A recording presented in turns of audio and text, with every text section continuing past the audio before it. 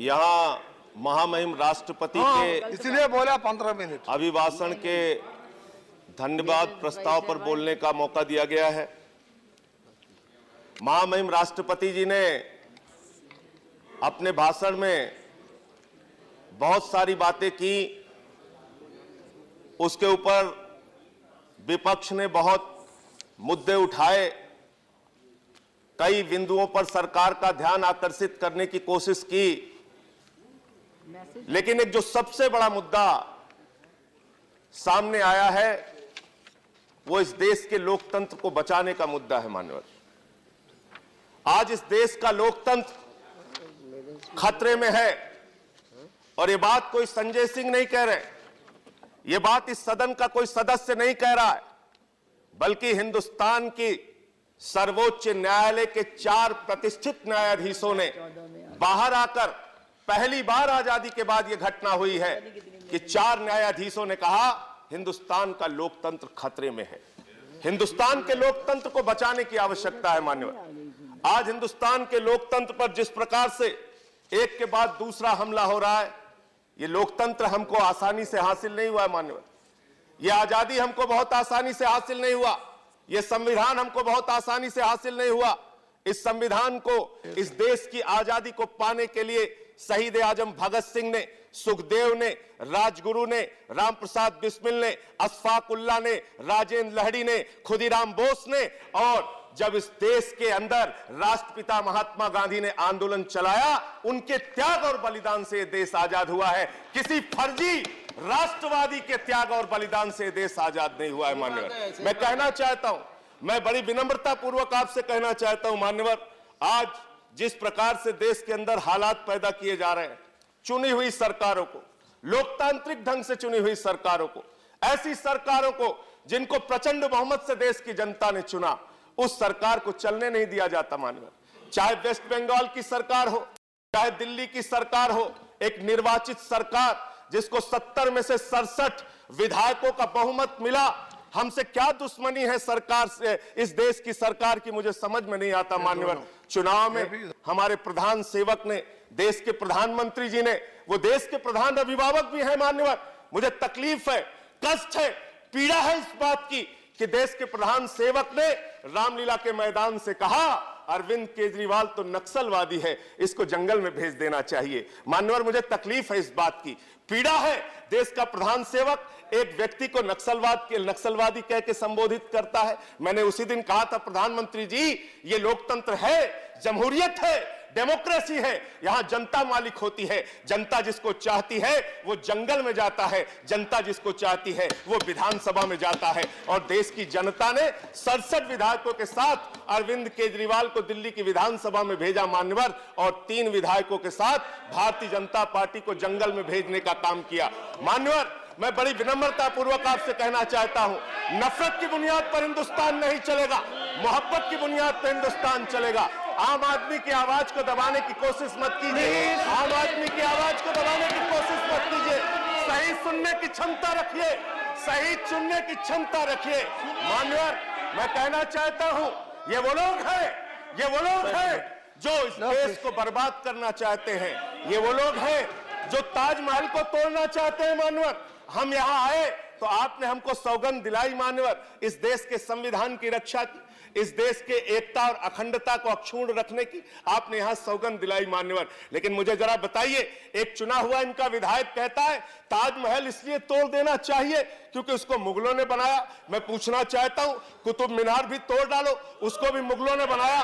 देश की पार्लियामेंट भी तोड़ डालो, देश का राष्ट्रपति भवन भी तोड़ डालो, जीटी रोड भी तोड़ डालो। हिंदुस्तान नफरत की बुनियाद पर नहीं बनेगा मान्यवर, मोहब्बत की बुनियाद पर हिंदुस्तान को बनाना है, हिंदुस्तान को आगे ले जाना है। वो कहते हैं मारो काटो, लोगों को बर्बाद करो, और हम कहते हैं बेघर बेदर लोगों को आबाद करो। ये हमारी राजनीति का हिस्सा है। ये गंगा जमनी तहजीब का देश है मान्यवर। ये वो देश है जहां पर बिस्मिल्लाह खान की सहनाई संकट मोचन के मंदिर में गूंजती है मान्यवर। ये वो देश है जहां मलिक मोहम्मद जायसी पद्मावत लिखते हैं मान्यवर। ये वो देश है जहां मोहम्मद रफी गाना गाते हैं, मेरे रोम रोम में बसने वाले राम, जगत के स्वामी अंतर्यामी, मैं तुझसे क्या मांगू। इस देश के अगर नफरत की बात की जाएगी, भाई से भाई को बांटने की बात की जाएगी, हिंदू से मुसलमान को लड़ाने की बात की जाएगी, अगड़ा पिछड़ा और दलित सवर्ण की बात की जाएगी, मुझे बहुत अफसोस है कि इस देश के लोकतंत्र को आज जिस प्रकार से कुचलने की कोशिश की जा रही है। एक निर्वाचित सरकार है दिल्ली के अंदर, उस निर्वाचित सरकार के मुखिया अरविंद केजरीवाल है। क्या गुनाह है उस केजरीवाल की सरकार का? यह गुनाह है कि वो बिजली आधे दाम पे देती है, यह गुनाह है कि पानी मुफ्त देती है, यह गुनाह है कि हमने किसानों को 50,000 रुपए हेक्टेयर मुआवजा दिया, यह गुनाह है कि हमने मोहल्ला क्लिनिक खोला। क्या हमारा यह गुनाह है मान्यवर की शिक्षा के स्तर को हिंदुस्तान में हमने सबसे बेहतर बनाने का काम किया? हमारा गुनाह क्या है, हमारा अपराध क्या है कि हम एक चुनी हुई सरकार को अच्छे ढंग से संचालित करना चाहते हैं? केजरीवाल की सरकार को लाट साहब के डंडे से आप चलाना चाहते हैं। लाट साहब के डंडे को बंगाल से दिल्ली तक आप चला रहे हैं, पूरा देश आपको देख रहा है। इसको बर्बाद करने की कोशिश मत कीजिए। उत्तराखंड में एक निर्वाचित सरकार को आपने बर्खास्त कर दिया, गोवा के अंदर आपने तिकरम से सरकार बना दी, आपने मणिपुर में तिकरम से सरकार बना दी और आप उसको अपनी उपलब्धि गिनाते हैं।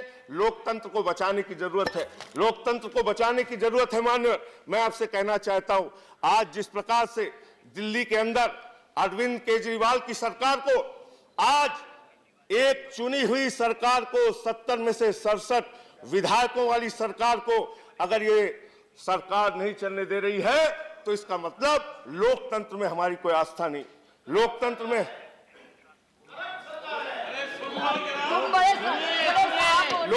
हमारी कोई आस्था नहीं। साथ 1 मिनट बात सुनने दीजिए। आप बोल रहे थे, हम सुन रहे थे। मान्यवर, मैं आपसे कहना चाहता हूं, इस सरकार ने बड़े बड़े वादे किए थे अपने घोषणा पत्र में।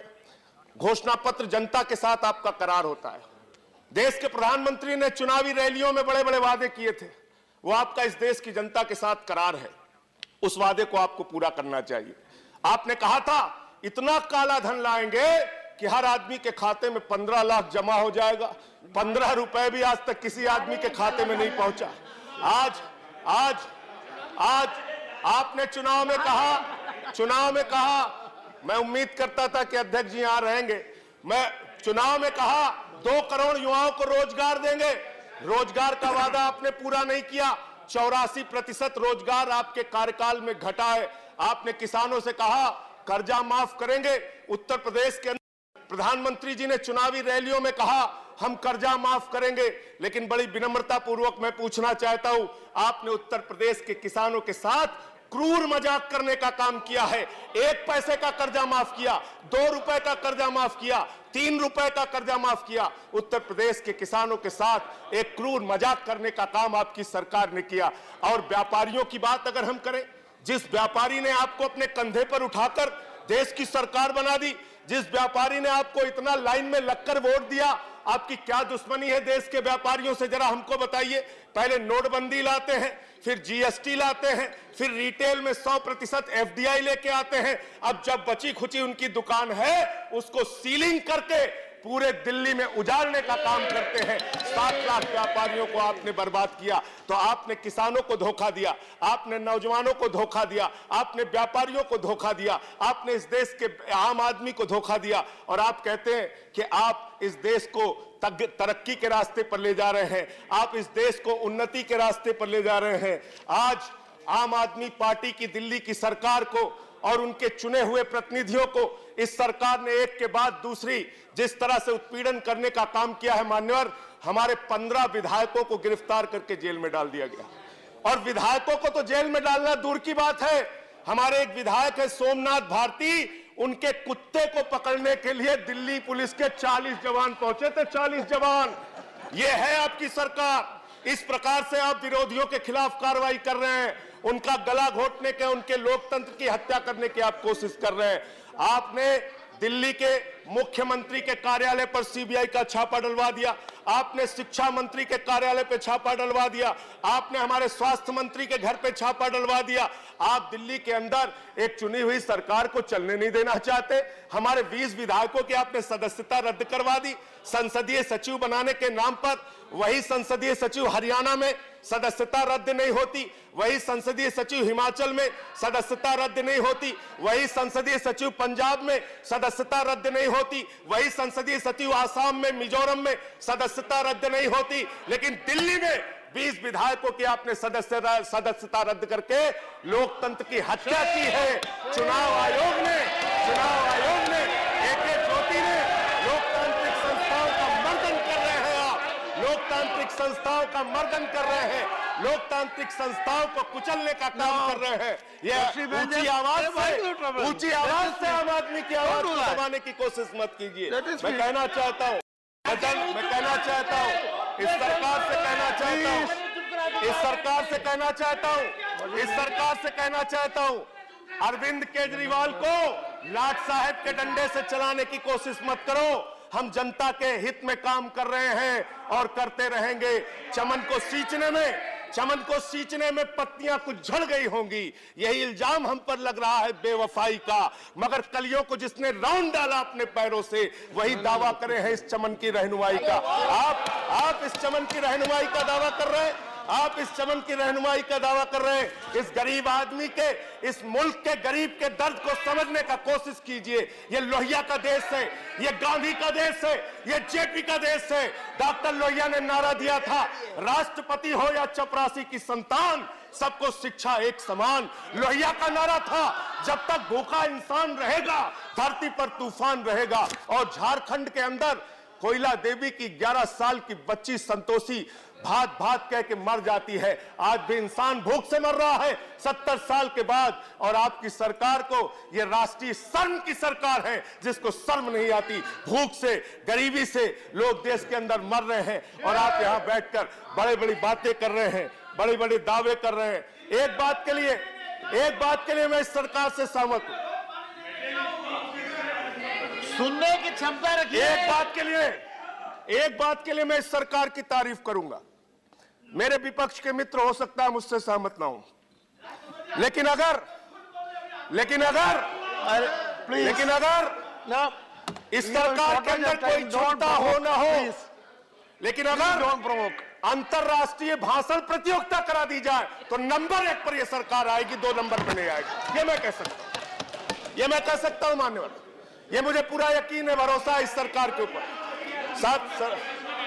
साथियों, किस प्रकार का हिंदुस्तान आप बना रहे हैं। आपने 40,000 रुपए का कर्जा नौजवानों को दे के बार बार मुद्रा करते हैं। आपने कितनी मुद्राएं देश के बड़े बड़े पूंजीपतियों को दी है, उसको सुनना चाहेंगे क्या?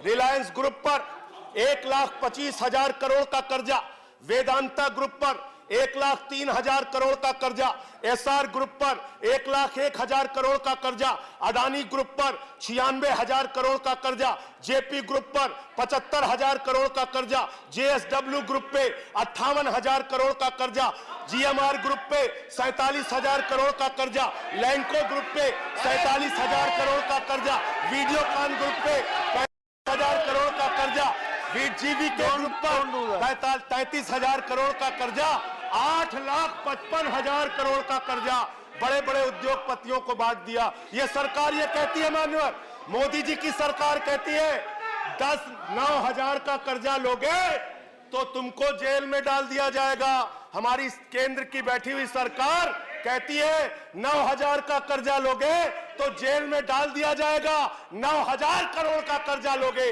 तो जहाज में बैठाकर लंदन पहुंचा दिया जाएगा। लंदन ये काम ये करना चाहते हैं मान्यवर, ये इस देश को तोड़ना चाहते हैं, इस देश की गंगा जमनी तहजीब को बर्बाद करना चाहते हैं। आज इस देश का लोकतंत्र खतरे में है। हो सकता है कल को कोई पार्टी सत्ता में रहे, फिर दूसरी पार्टी सत्ता में रहे। आज हमारी आवाज को आप दबा सकते हैं और मुझे आपका दर्द भी समझ में आ रहा है कि आम आदमी पार्टी के 3 सांसद आने के बाद भारतीय जनता पार्टी के इतने मित्र मिलकर किस प्रकार से एक आदमी की स्पीच नहीं होने दे रहा है, यह आपकी बौखलाहट का नतीजा है। यह आपकी बौखलाहट का नतीजा है। यह आपकी बौखलाहट का नतीजा है। परेशान मत होना, परेशान मत होना। 6 साल यहां रहूंगा और एक एक दिन आपके लिए मुश्किल का दिन होगा। घोटाले कर रहे हो राफेल में, उसको भी उजागर करेंगे। भ्रष्टाचार कर रहे हो, उसको भी उजागर करेंगे। लिंचिंग करा रहे हो, उसको भी उजागर करेंगे। आम आदमी की आवाज को खामोश नहीं रहने देंगे। सीलिंग से व्यापारियों को उजाड़ रहे हो, उसके खिलाफ भी लड़ेंगे। देश के अंदर तानाशाही ला रहे हो, उसके खिलाफ भी लड़ेंगे। हम चुप रहने वाले लोग नहीं हैं। आम आदमी की आवाज को इस देश के अंदर दबाया नहीं जा सकता है। आपका हिंदुस्तान की आजादी में क्या इतिहास है? आपका हिंदुस्तान की आजादी में क्या इतिहास है? आप दूसरों को संजय सिंह प्लीज का सर्टिफिकेट बांटते हैं। संजय सिंह प्लीज को राष्ट्रवाद का सर्टिफिकेट बांटते हैं। आप पाकिस्तान भेजना चाहते हैं सबको। आप पाकिस्तान भेजना चाहते हैं। संजय सिंह आप प्लीज पाकिस्तान भेजना चाहते हैं। एक मिनट सर, अंतिम सर, अंतिम 1 minute sir. No time is over. 1 minute sir, 1 minute no please. ये पाकिस्तान भेजना चाहते हैं सबको। ये राष्ट्रवाद का प्रमाण पत्र बांटते हैं। It is for me to इनकी डिसाइड। जो मातृ संस्था है आरएसएस, संजय सिंह अपने कार्यालय पर टाइम ओवर। तक तिरंगा नहीं फहराया। Time over. ओके बांटते हैं ये राष्ट्रवाद सर्टिफिकेट बांटते हैं। Now you sit down. जिन्होंने पठानकोट में बैठिए। कर हमारे शहीदों की जांच कराई, बैठिए। तो हमसे राष्ट्रवाद का प्रमाण ओके। मांगते हैं। जिनका राष्ट्रीय अध्यक्ष ओके, बैठिए। दलाली खाते हुए Sanjay Singh please sit down. हमसे राष्ट्रवाद का ओके, श्री अब्दुल वहाब। जो अफजल गुरु को श्री अब्दुल वहाब वाली पीडीपी के अब्दुल वहाब जम्मू प्लीज। कश्मीर में सरकार संजय चलाते सिंह। हैं, वो हमसे अब्दुल वहाब राष्ट्रवाद का प्लीज। सर्टिफिकेट मांगते हैं। मान्यवर, मैं आपसे कहना अब्दुल चाहता हूं, वहाब। विनम्रता पूर्वक कहना चाहता हूं, संजय सिंह। तानाशाही को रोकिए। तानाशाही को इस देश में रोकिए। तानाशाही से देश नहीं चलेगा। तानाशाही से देश नहीं चलेगा। उजाड़ने से देश नहीं चलेगा। आप Not going on. Yes, point of order. Please. Yeah. I have a point of order. Yes, please, point of. Sanjay Singh, बैठिए. Your time is over. Sit down. What is the point of order? Under Rule 235. 235. No. 235. 235. Sit down. 235. Sir, Rule 235. Please. Rule 235. Yes. Sub Rule 2. Yes. It says, whilst the council is sitting, a member shall not interrupt any member while speaking by disorderly expression or noises. And this house has a convention that when a new member speaks, when it is his maiden speech, nobody should interrupt. Yes. But the way the treasury benches all along disturbed him, I agree. that should be condemned by each and everybody present in this house. No. 1 second. 1 second. 1 second. 1 second. 2 minute बस। No, अरे 1 second. 2 minute. Terry, listen to me. 1 second. You see, I uphold the point of order you said, because I agree. The convention in this house is that a maiden speech is never interrupted. But those who interrupted, the interrupters, I told many a time, yet interruption came. But that is okay. No, I said, no, sit down. 250, sit down. So, no, okay. Yes, sit down. I told I do not approve of that interruption. Then especially it is against a person making maiden speech. But however, the one who makes the maiden speech also, he is expected to obey the chair. Time allotted to him is 15 minutes. That is over. He should now take seat. Take your seat. No.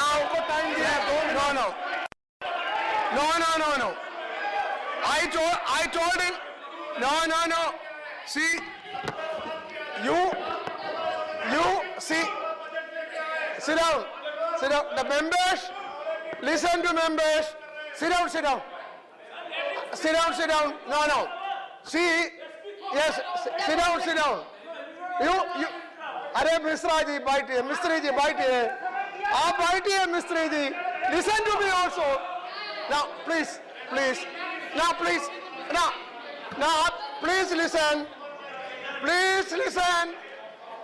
already my throat is not good, so have some sympathy on me. See, before he started, I told him his time is 15 minutes, and he spoke 17 minutes. I have noted. And when you see, now this tendency of some members, when the speech is palatable to their ears, they want to continue. When the speech is not palatable, they want the chairman to stop it.